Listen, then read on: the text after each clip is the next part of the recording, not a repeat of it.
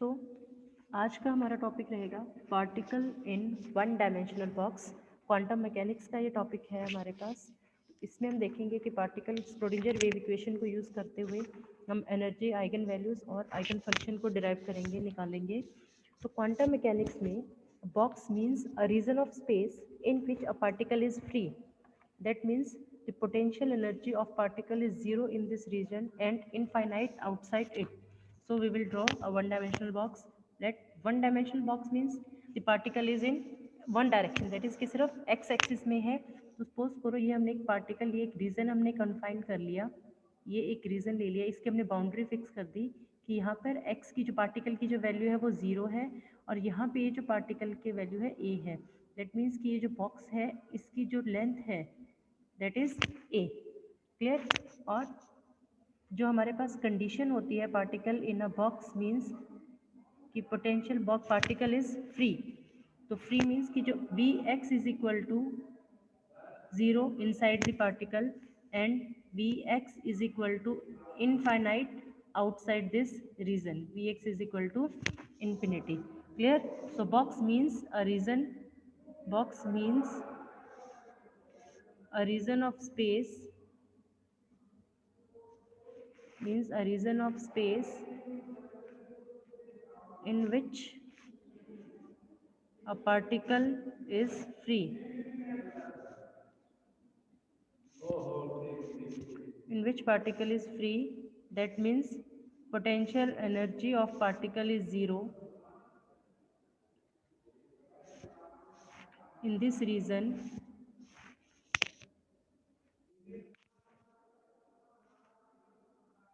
and infinite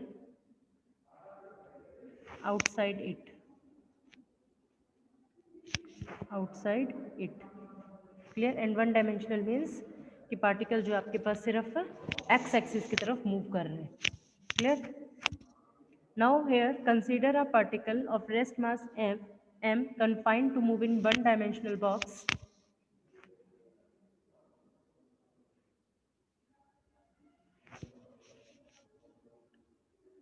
Consider a particle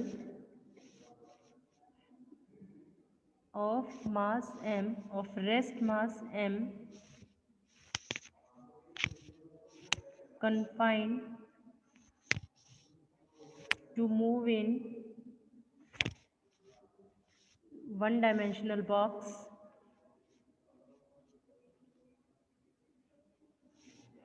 of length a along x-axis. Now we will the two conditions. First is the walls of the box are rigid. Walls of the box are rigid. Rigid means कि उसमें movement नहीं हो सकता. ऐसा नहीं हो सकता कि जो लेंथ है ये नहीं हो सकता कि लेंथ आपकी चेंज हो जाएगी. क्लियर? ये ऐसा नहीं होगा कि लेंथ जो है वो आपकी चेंज हो जाएगी. लेंथ हमेशा क्या रहेगी? लेंथ क्या रहेगी? हमेशा फिक्स रहेगी. The walls of the box are rigid and elastic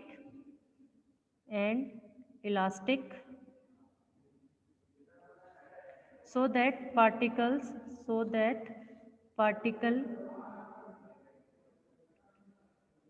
particle rebounds from the walls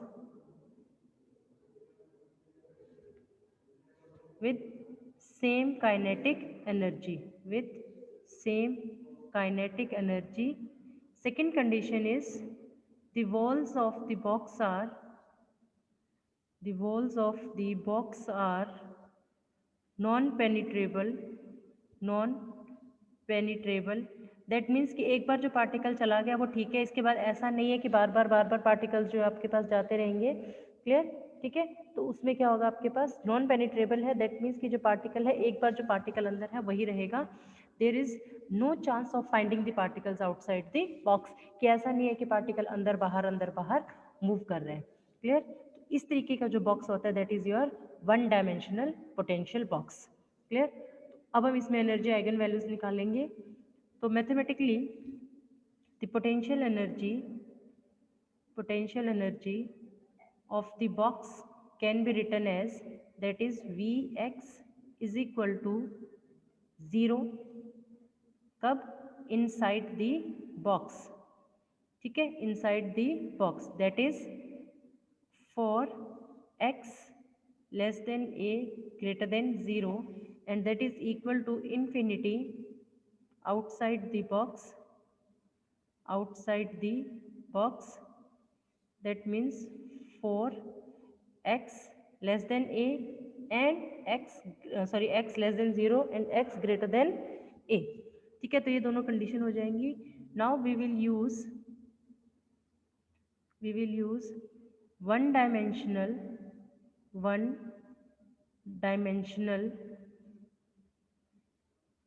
time independent Schrodinger wave equation, time independent Schrodinger wave equation.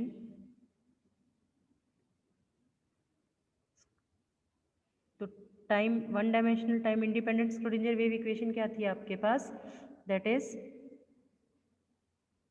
D square psi by d x square plus 2m divided by h cut square into E minus V psi is equal to 0. Here m is the mass of the particle and E is the total energy of the particle. Now we have to find out the solution of this equation.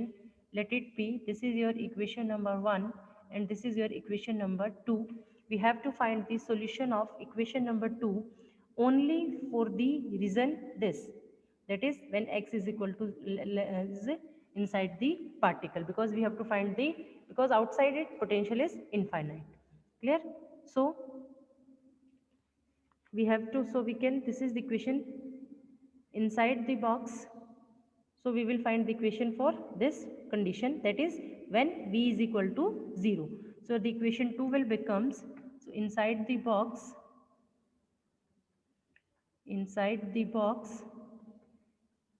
equation 2 will become, equation 2 will be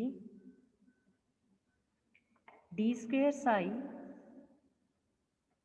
by dx square plus 2me divided by h cut square psi is equal to 0, or this is your equation number 3 and we can write d square psi by dx square. अब ये जो चीज़ है 2me by h cut square, ये सारा का सारा क्या है? कांस्टेंट है, तो इसको हमने कांस्टेंट नाम दे दिया alpha square psi is equal to 0. This is equation number 4 where alpha is equal to 2me by h cut square under the root. तो अल्फा हमने क्या दे दिया? 2me h cut square under the root, clear? तो ये हो जाएगी आपके पास इक्वेशन नंबर 4 और ये हो जाएगी इक्वेशन नंबर 5, क्लियर? तो अब हमें क्या निकालना है? जो इक्वेशन नंबर 3 है इसका हमें इक्वेशन नंबर 4 का क्या है, हमें सॉल्यूशन निकालना है. इक्वेशन नंबर 4 का we have to find the solution of equation number 4. Now the general solution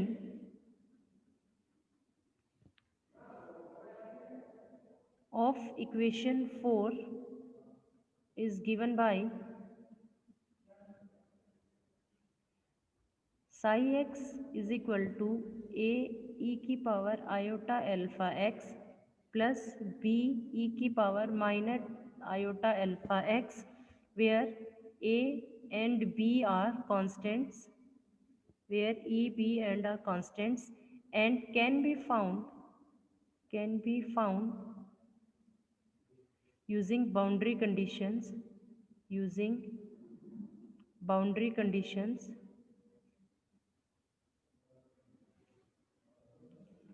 imposed on psi, boundary conditions imposed on psi. So first condition is कि जो कंडीशन जो लगनी है हमारे पास, the first condition is let it be, this is your equation number 6. तो जो first condition है that is the psi must be continuous at x is equal to 0 and x is equal to a, that means कि इसकी एक ही value होनी चाहिए. So that is when psi is equal to 0 at x is equal to 0, कि जब psi की value 0 होगी जब x आपके पास 0 होगा. अगर हम इस कंडीशन पे यहाँ पे देखते हैं तो x 0 होगा तब psi की वैल्यू 0 हो जाएगी. तो यहाँ से e की पावर 0 क्या हो जाएगा 1. तो यहाँ से आपके पास कंडीशन क्या आ जाएगी कि a plus b is equal to 0. ठीक है, तो यहाँ से क्या आ जाएगा a is equal to minus b. That is your equation number 7. And second is psi is equal to 0 at x is equal to a, की क्वांटिटी क्या होनी चाहिए जब x की वैल्यू a होगी. दैट इज a e की power iota alpha a plus b e की power minus iota alpha a should be 0. कि x की जगह हम यहाँ पे क्या करेंगे, यहाँ पे x की जगह हम यहाँ पे वैल्यूज क्या पुट कर देंगे, इसकी a वैल्यू पुट कर देंगे. ठीक है, तो ये आ जाएगी equation. That is your equation number 8.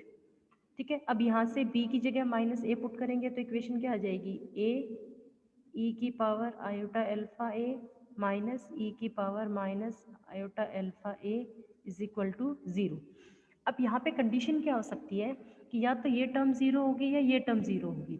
लेकिन अगर हम ये कहेंगे कि a इज इक्वल टू 0 हमने मान लिया, a अगर हम ये मानेंगे कि a is not equal to 0, क्यों, क्योंकि अगर हमने ये मान लिया कि a 0 के इक्वल है तो यहाँ से क्या आ जाएगा, b भी 0 के इक्वल आ जाएगा.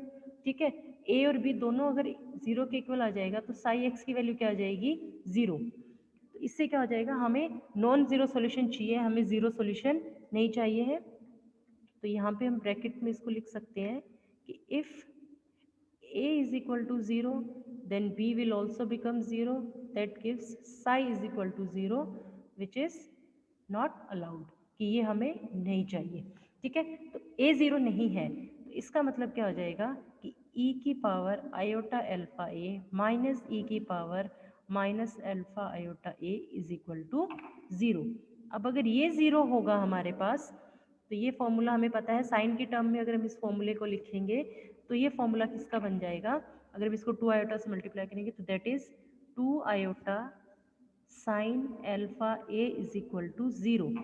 ये इक्वेशन क्या बन जाएगी आपके पास से, that is 2 iota sine alpha a that is equal to 0. अब 2 आयोटा भी 0 हो जाएगा तो यहाँ से क्या आ जाएगा, sine alpha a is equal to 0. तो यहाँ से क्या आ जाएगा, sine alpha a is equal to sine n pi, क्योंकि साइन 0 क्या होता है एन पाई. तो यहाँ से क्या आ जाएगा, alpha a is equal to n pi. That is your equation number 9. Here n is equal to 1 2 3. यहाँ पे भी n को हमने 0 नहीं लिया क्योंकि n को अगर हम 0 लेंगे तो अगेन हमारे पास ये सारी टर्म 0 आ जाएंगी और फिर से हमारे पास ये साई इज इक्वल टू 0 वाली प्रॉब्लम आ जाएगी जो कि हमें नहीं चाहिए है. क्लियर. अब हम बात करेंगे तो जो इक्वेशन नंबर 6 थी हमारे पास वो अब हमारे पास क्या बन जाएगी. देखिए अब ये वैल्यूज़ हम यहाँ पे इक्वेशन नंबर 6 में पुट करेंगे ये वैल्यूज़. तो जो इक्वेशन नंबर 6 है, equation number 6 will become, equation 6 will become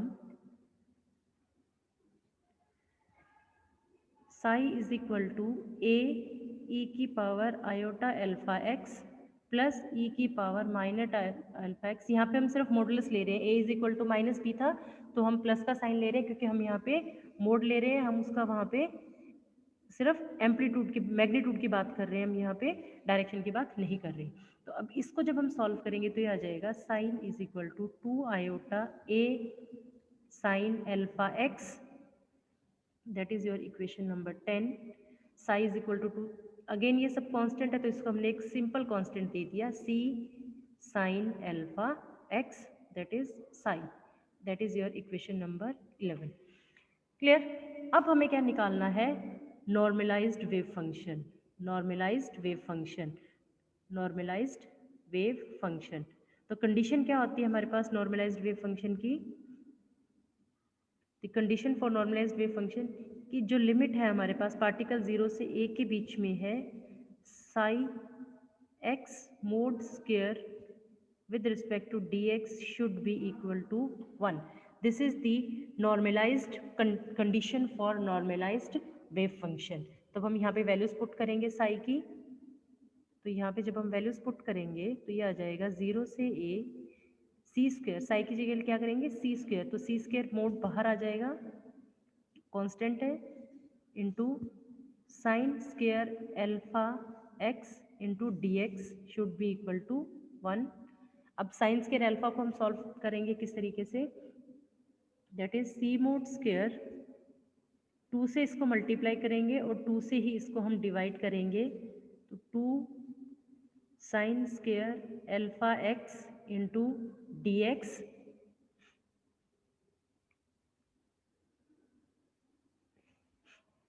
is equal to 1।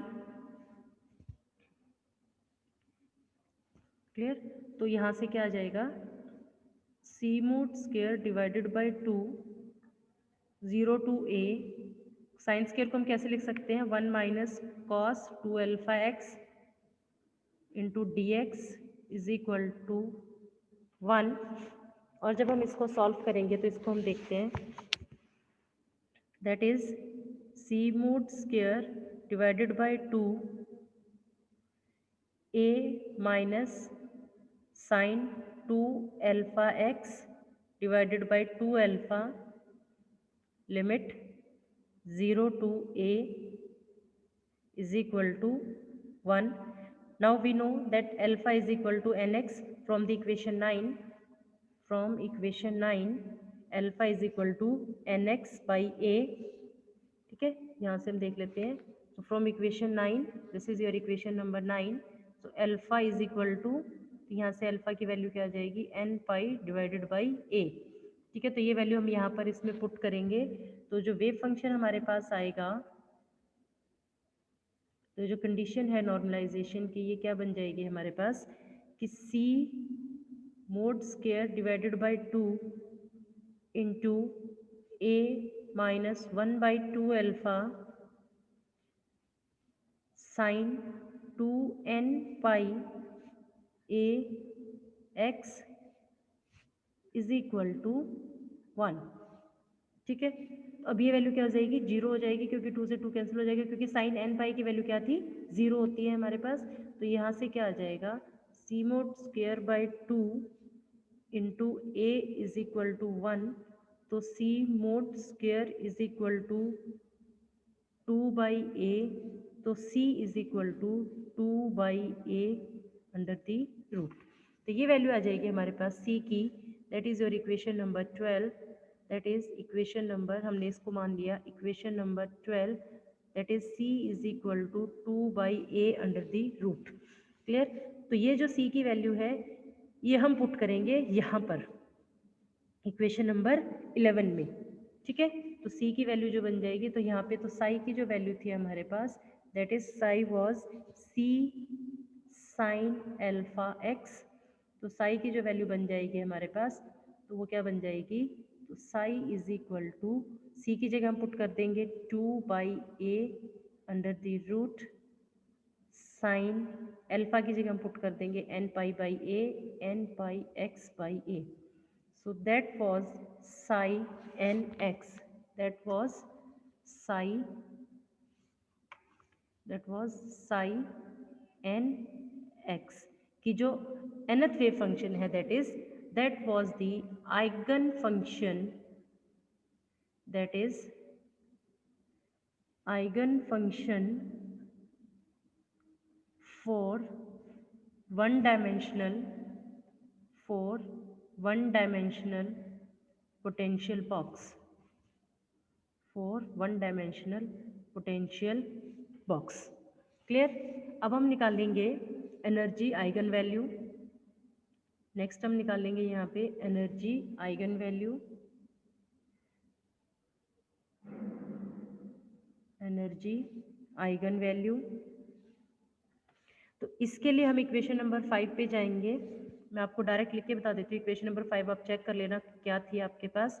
So equation number 5 was, जहाँ पे हमने अल्फा को कंसिडर किया था, alpha was 2me by h cut square under the root, तो यहाँ से हम दोनों तरफ स्क्वेयर करेंगे, तो alpha square is equal to 2me divided by h cut square, तो यहाँ से जो e की वैल्यू है that will be h cut square alpha square divided by 2m, and for nth particle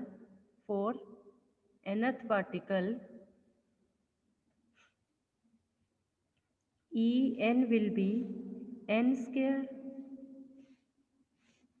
phi square h cut square divided by 2ma square। ये कैसे आई? यहाँ पे हमने अल्फा की वैल्यू पुट कर दी n pi by a. Alpha क्या था हमारे पास? n pi by a. Alpha was n pi by a. ठीक है, ये वैल्यूज हमने यहाँ पे अल्फा की वैल्यू पुट कर दी। So this is the energy eigen values for one dimensional particle in a box. Now sometimes exams में वो आपसे पूछते हैं find the ground state energy for a particle in one dimensional box. कि particle अगर one dimensional box में है तो उसकी ग्राउंड स्टेट एनर्जी क्या होगी। तो देखिए ई एन की जो वैल्यू थी हमारे पास that was n square pi square h cut square over 2ma square. अब अगर ग्राउंड स्टेट एनर्जी की बात करते हैं तो n इज इक्वल टू 0 नहीं लिखेंगे, क्योंकि n इज इक्वल टू 0 लिखते ही साई आपके पास 0 हो जाएगा। तो n is equal to 1 for ground state. n की वैल्यू क्या है हमारे पास? 1 है। For ground state n is equal to 1। तो जो ग्राउंड स्टेट एनर्जी है that will be pi square h cut square over 2ma square. This is known as zero point energy और ग्राउंड स्टेट एनर्जी। ठीक है, तो यहाँ से हमने क्या दो चीज़ें क्या निकाली। अब एग्जाम में जो क्वेश्चन आता है आपके पास वो सिंपली क्या देता है, explain particle in a one dimensional box और find the energy eigen values and energy eigen function for a particle in one dimensional box.